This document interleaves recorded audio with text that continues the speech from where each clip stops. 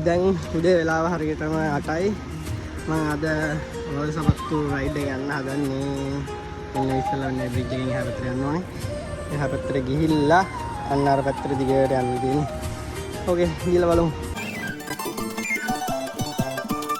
දැන් වෙලාව 8යි වුණාට පෙල් රස්නේ පෙන්නනවා 33ක්. දවල් 12 වගේ වෙනකොට 39ක් 40ක් වගේ පෙන්නනවා කියලා දාලා තියෙනවා. මට යන්න ඕනේ අන්න අර පැත්තට. මෙන්න මේක අයින දිගේ. ඕකේ රයිඩ් එක පටන් ගන්න හදන්නේ මම මෙන්න මෙතන ඉඳන්. රෝලර් ස්කේටින් පදින්න කලින් පොඩි දෙයක් පෙන්නන්නද?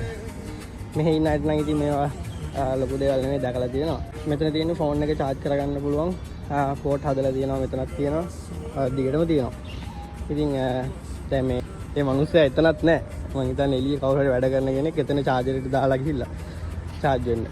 මෙතනත් තියෙන මේ වගේ එකක් තමයි අපිට charge කරගන්න පුළුවන් ෆෝන් එක. ලංකාවේ වගේ නම් තියෙයිද නේ? රෝලර් ස්කේටින් දෙක දාගත්තා. අපි පටන් ගමු යන්න. මම යන්නේ බීච් රෝඩ් එකේ කැනල් එක පැත්තේ ඉඳන් බිස්නස් ඩේ පැත්තට තමයි මම යන්න හදන්නේ. මම මේ වගේ ෆ්ලෝ එක යන්න පළවෙනි වතාව පොඩ්ඩක් ලිස්සනවා වගේ තේරෙනවා. වැඩි ස්පීඩ් යන්න හොඳ නැහැ. ඔබටත් හොඳයි හිමින් යන එක.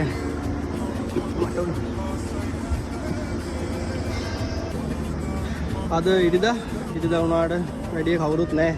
සාමාන්‍යයෙන් ඉරිදා වුණාම කට්ටිය මේ වෙලාවට ඉන්නවා. අද ගොඩක් කට්ටිය නැහැ. රස්නේ තුට්ටක් වැඩි හින්දා වෙන්නේ ඇති. ගොඩක් අය පාන්දර 5ට 6ට වගේ තමයි නැගිටලා ඇවිල්ලා විදලා කරලා බයිසිකල් හදලා යන්නේ.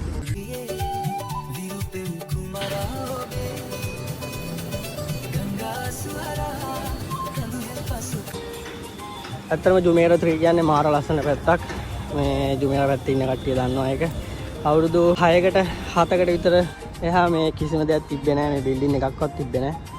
ඒ අතර හැදුන ඒවා තමයි සහ තාමත් හැදෙනවා.